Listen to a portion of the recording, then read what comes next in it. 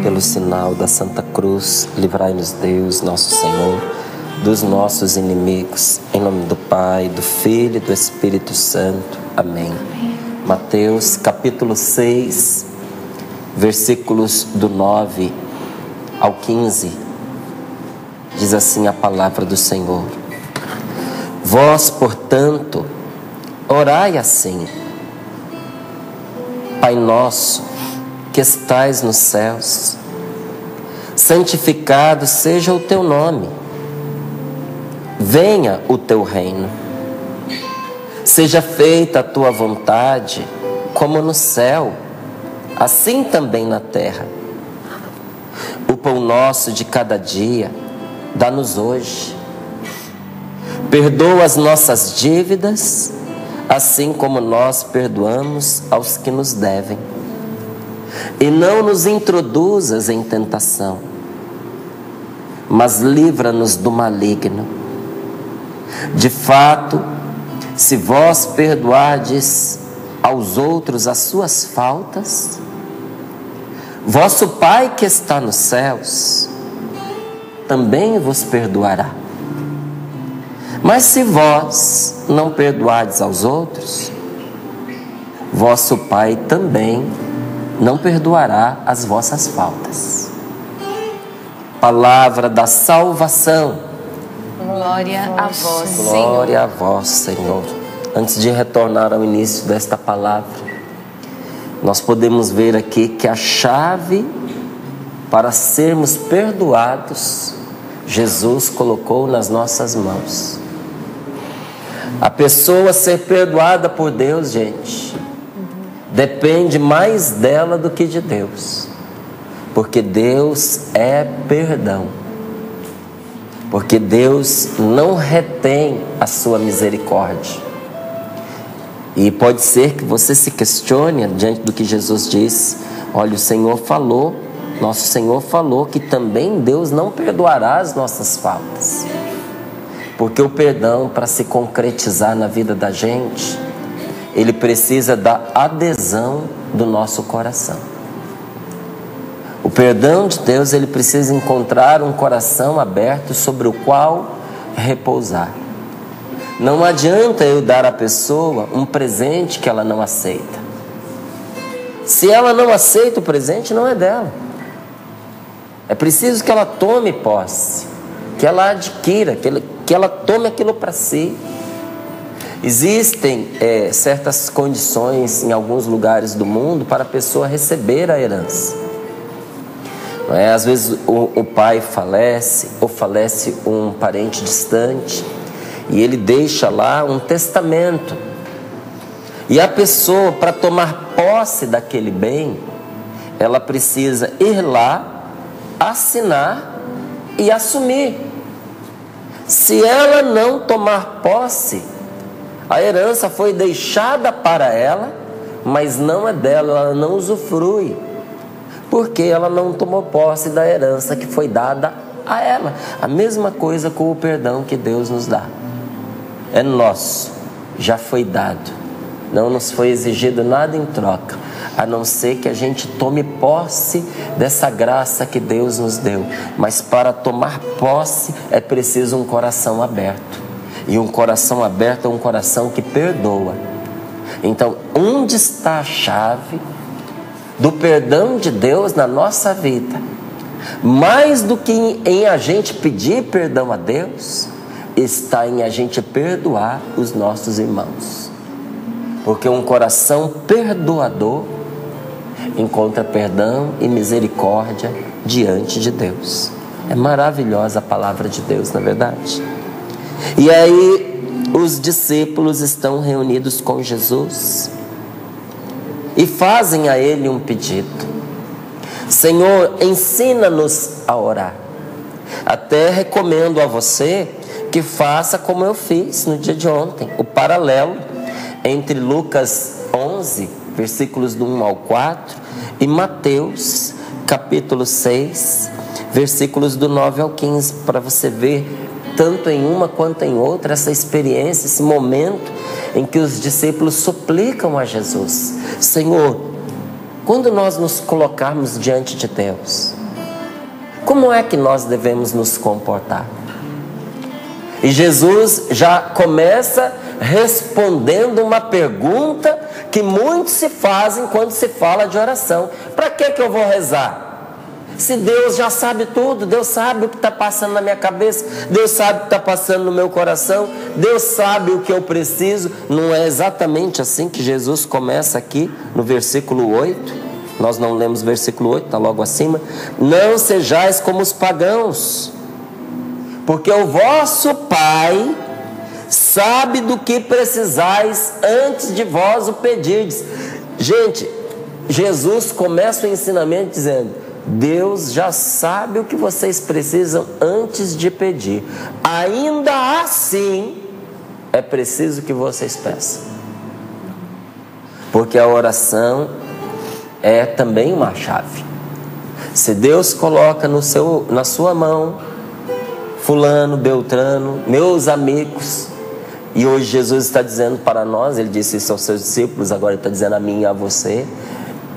Se Deus coloca, Márcio, nas suas mãos uma chave, que é para você entrar no perdão de Deus, que é a chave do perdoar a quem te magoou, a quem te feriu, a quem fez o mal a você, Deus também coloca na sua mão uma outra chave, que é a chave pela qual você pode abrir o seu coração.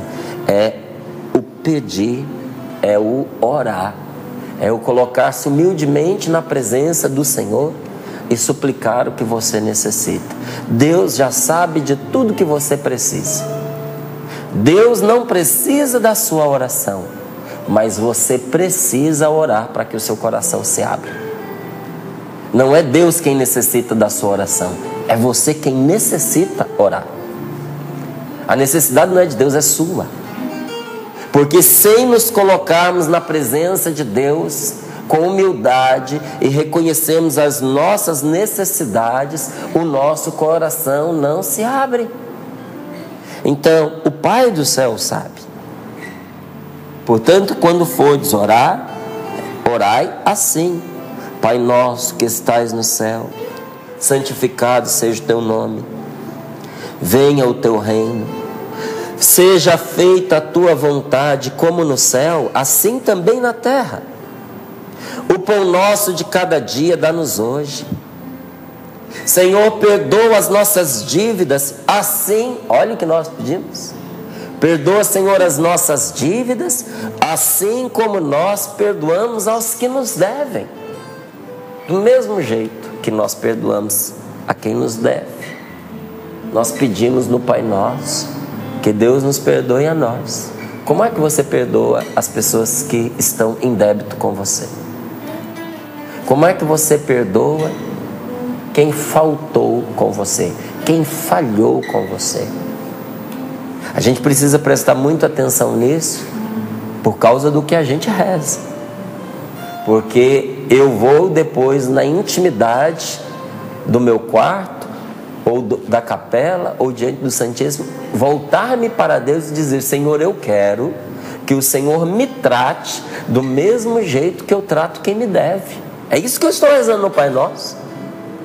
Senhor, igualzinho eu perdoo as pessoas que falham comigo, eu gostaria que o Senhor fizesse comigo. Você tem certeza disso? Você está preparado para Deus tratar você do jeitinho que você trata quem falhou com você? É uma oração muito forte, é uma oração muito comprometedora. E em seguida Jesus entra numa parte espetacular para essa nossa quaresma: e não nos introduzas em tentação, mas livra-nos do maligno. Gente, esta oração que Jesus ensinou aos seus discípulos é a oração que Ele fazia.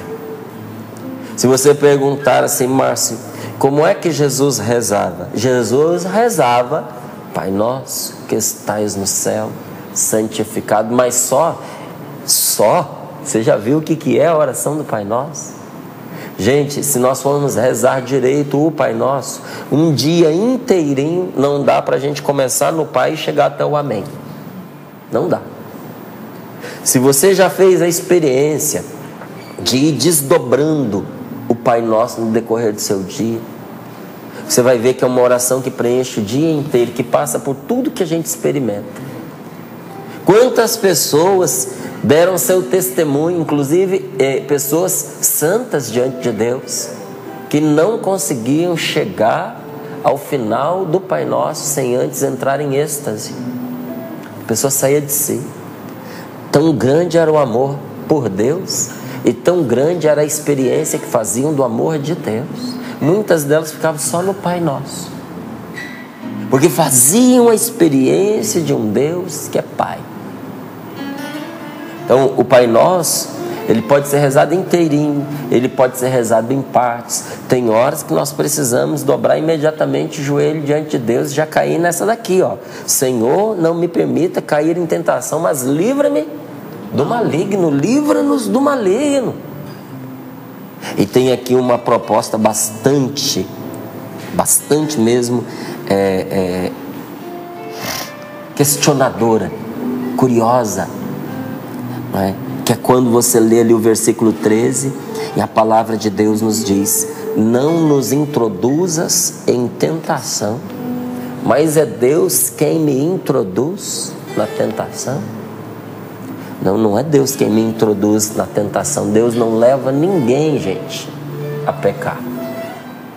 Mas o Senhor nos faz enfrentar as tentações para vencer as tentações.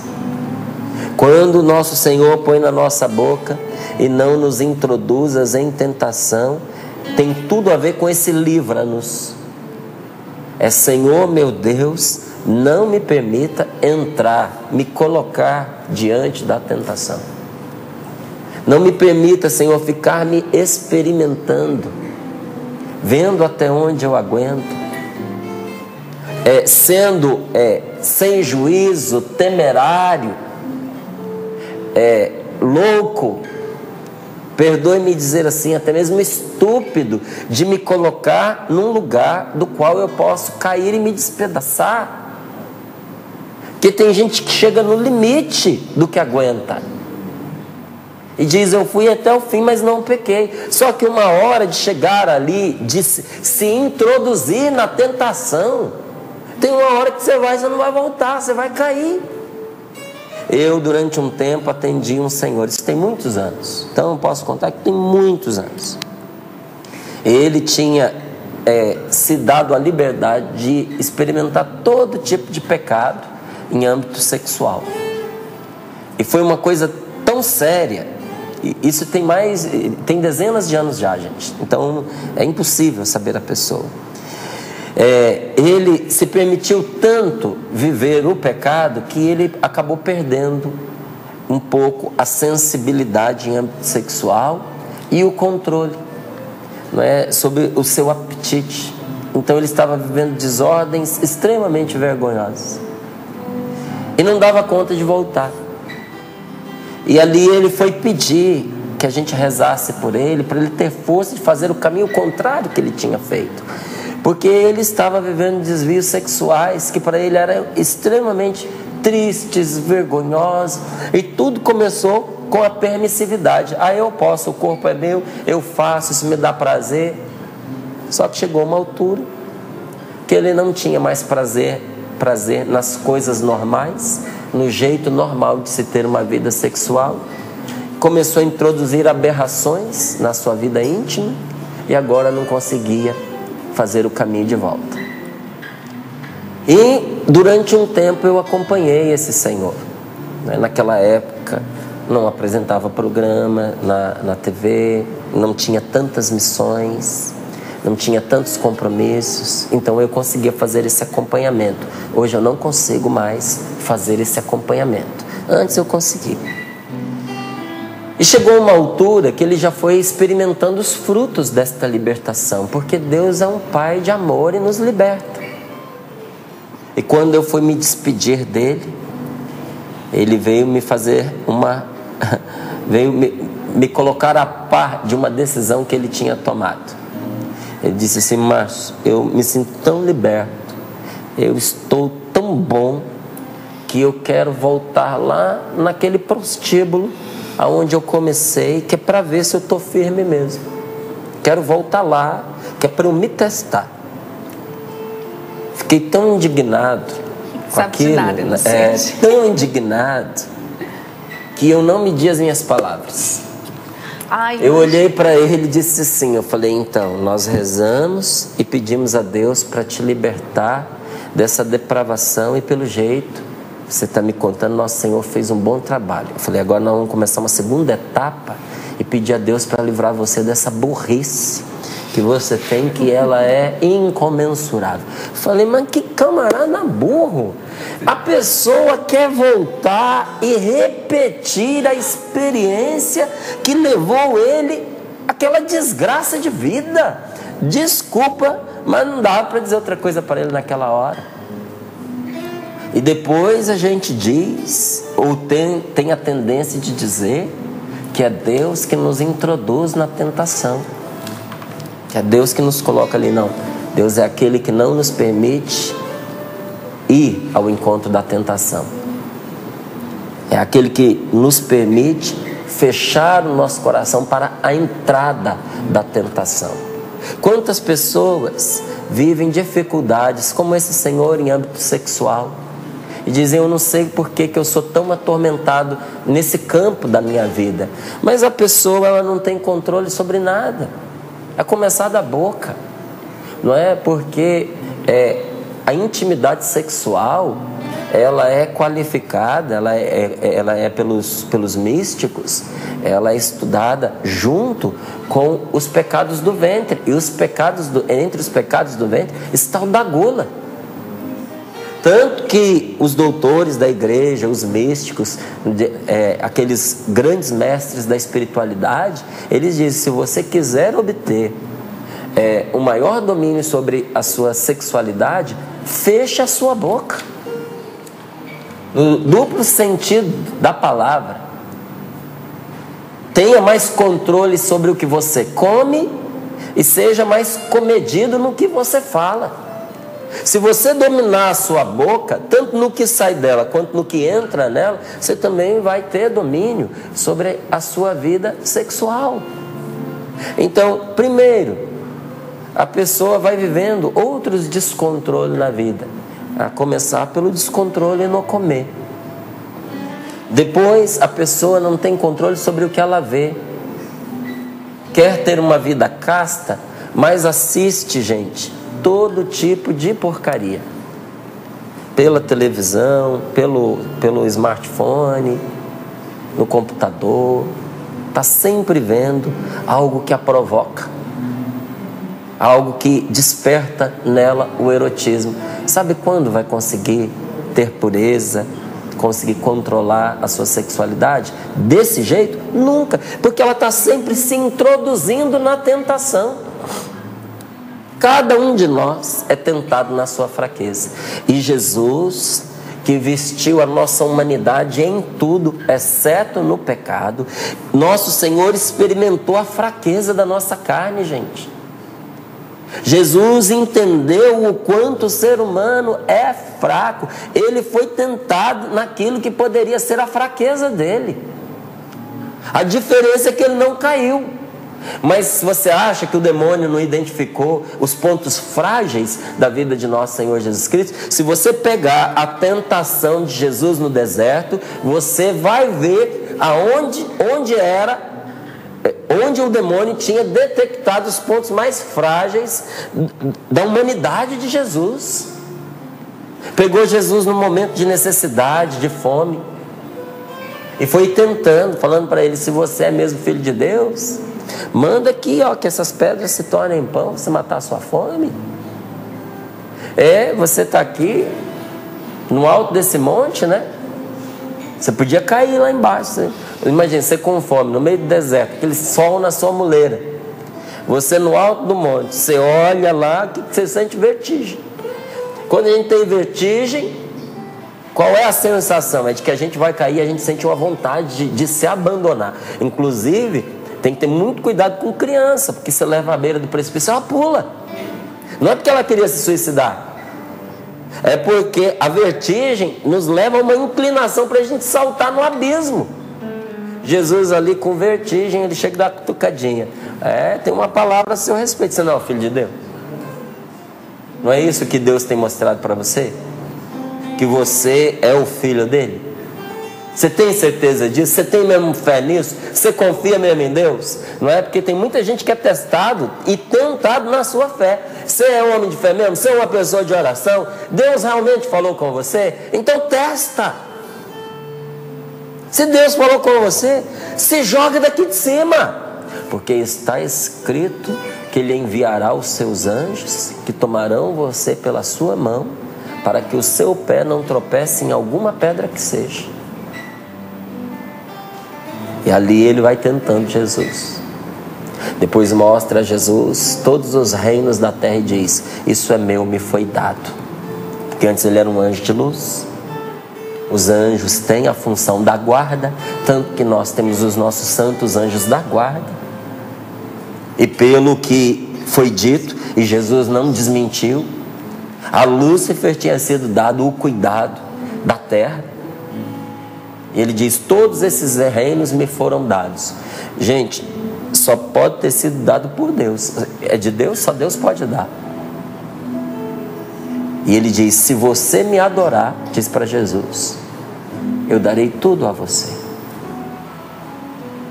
Adorarás somente ao Senhor teu Deus. Jesus, que estava buscando a salvação da humanidade e sabia que era essa a sua missão, o demônio facilitou para ele, por um caminho terrível, mas facilitou para ele. Sua missão não é o ser humano? Está tudo sob meu domínio. Se você me adorar, eu facilito sua missão. Está aqui, olha, você vai poder cumpri-la. Quantas pessoas boas, com bons objetivos na vida, caíram na tentação de encontrar o caminho mais fácil para realizar o seu projeto. Só não percebiam que com isso estavam vendendo a própria alma. E que pagariam um preço muito caro. Porque, gente, de verdade, os fins não justificam os meios, porque os meios vão corrompendo a gente não chega no fim. Porque eu quero fazer isso, é uma coisa boa, então eu posso fazer o mal para atingir aquele fim. Não, porque você vai se perder. E quando você se perder de quem você é ou deveria ser, vai ser difícil você chegar lá no seu objetivo. Por isso que Jesus chama o demônio do pai da mentira. Ele diz que vai facilitar para você, até facilita, mas você não chega lá. Porque no momento em que você cede à tentação, o demônio vem e muda você. Gente, e isso é uma luta tão séria, é um combate tão grave, que Jesus colocou na oração essa súplica a Deus: Senhor, não me permita que eu caia na tentação, não me permita sequer entrar na tentação, que eu não seja introduzido na tentação. Mas que fique muito claro para cada um de nós que Deus não nos induz à tentação, porque se Ele nos induzisse e a gente caísse, Ele teria feito o mal, e Deus não faz o mal. Essas tentações que eu citei para você de Jesus no deserto eram as tentações que perseguiam Jesus. Gente, todos nós somos perseguidos por alguma tentação, desde que a gente é gente. Eu tenho as minhas, Valdênia tem as delas, Juliana de Paula, Sapo, Regiane Calixto, e nós poderíamos dizer o nome de todos que estão aqui nesse momento, trabalhando para que esta palavra chegue até você. Cada um de nós tem as próprias tentações. Detalhe, vou falar baixinho porque é segredo, e elas não são as mesmas. Aquilo que tenta você terrivelmente, às vezes para o outro, fichinha, tira de letra. Para ele não faz nem cócega. Por isso, sabendo que não é o ponto fraco dele, o demônio não o tenta nesta matéria, tenta numa outra, que já para você não é uma tentação, mas para aquela pessoa é o ponto fraco dela. Jesus tinha os seus pontos frágeis, e foi bem ali que o maligno foi bater. Só que veja, na tentação do deserto, o maligno mostra a sua cara terrível para Jesus. Só que antes ele veio disfarçado. Veio disfarçado pela boca das pessoas, veio disfarçado nas situações, veio disfarçado de decepção, veio disfarçado de abandono, porque um dos grandes momentos em que Jesus foi tentado teve a ver com a multiplicação dos pães. Olha lá a tentação, vira para ele e diz assim: você é de Deus, você tem poder para mandar que essas pedras se tornem em pão. Mas quando houve o momento certo, Jesus não fez a multiplicação dos pães? Ali era uma necessidade, não era um teste a Deus. Mas quando Jesus fez a multiplicação dos pães, o demônio achou que tinha dado liga e disse: opa, mordeu a isca, vamos lá, porque agora é a nossa hora, chegou o momento propício. E deu uma cutucadinha nos apóstolos, que foram comentando com o povo: é ele o homem, é ele o homem, é ele o homem, vamos fazer dele um rei, vamos entregar a ele o reino. Ó a outra tentação. Não foi isso que o demônio tinha prometido para ele? Se você se curvar diante de mim, eu te dou os reinos da terra. Começa de um, vamos fazê-lo rei. Entrou a primeira tentação, o demônio achou que tinha entrado. Vamos pôr a segunda, porque é assim que o mal vai entrando na vida da gente, um pouquinho de cada vez. Você abre uma brechazinha e ele enfia um caminhão ali dentro. Então, mordeu a isca, fez a multiplicação, agora nós vamos botá-lo como rei. E Jesus, percebendo isso, o que foi que ele fez? Se retirou de fininho, se escondeu para rezar. Que oração! Com certeza naquela hora Jesus foi diante do Pai e disse: Pai amado, isso é uma tentação, me livra de cair nisso daí. E o maligno, você acha que deixou barato? Não, foi tentá-lo com outra coisa, com a decepção dos seus amigos, que entraram no barco e iam abandoná-lo. Porque na cabeça dos discípulos era assim: nós preparamos tudo para ele ser feito rei. A gente teve o maior trabalhão, a gente conversou com as pessoas, nós fizemos a chapa dele, fizemos a votação, ele foi eleito. Na hora dele tomar posse, ele pôs todo o nosso trabalho a perder, ele saiu: não, esse homem não nos merece não, deixa ele lá para o canto dele, é um louco, um maluco, vamos embora. Eles entraram na barca e foram embora porque eles estavam tomados de decepção. Você imagina Jesus vendo os seus amigos o abandonando por causa de uma escolha que ele fez inspirada por Deus. É uma tentação, gente. A tentação na vida da gente vai tomando várias faces. De Jesus foi essa: quiseram torná-lo rei. Tentação pelo poder. Depois pediram que ele fizesse sinais para provar que ele era o Messias. Se ele fizesse isso, ele estaria tentando a Deus? Só fazer para mostrar, para provar, sem nenhuma finalidade de amor? Num dos momentos mais difíceis da vida, e você deve ter passado por momentos muito difíceis também. Quando a gente está ali, gente, na maior dor, no maior sofrimento, o maligno se aproxima de nós para nos tentar e diz para nós algo parecido com o que ele disse para Jesus: desce da cruz. Qual que era o problema? É que para descer da cruz, Jesus precisava abusar dos dons de Deus contra os próprios planos de Deus. Esse é o problema. Porque o plano de Deus era a salvação de cada ser humano. E Jesus precisava viver a vida humana até o fim, até a morte. Para que a morte fosse vencida, Jesus tinha que passar pela morte. Morte de cruz, essa foi a revelação que os profetas tiveram. Mas não foi Deus que escolheu a morte de cruz. A morte de cruz foi o ser humano quem impôs para Jesus. Foi uma imposição não do Pai do céu, foi uma imposição nossa.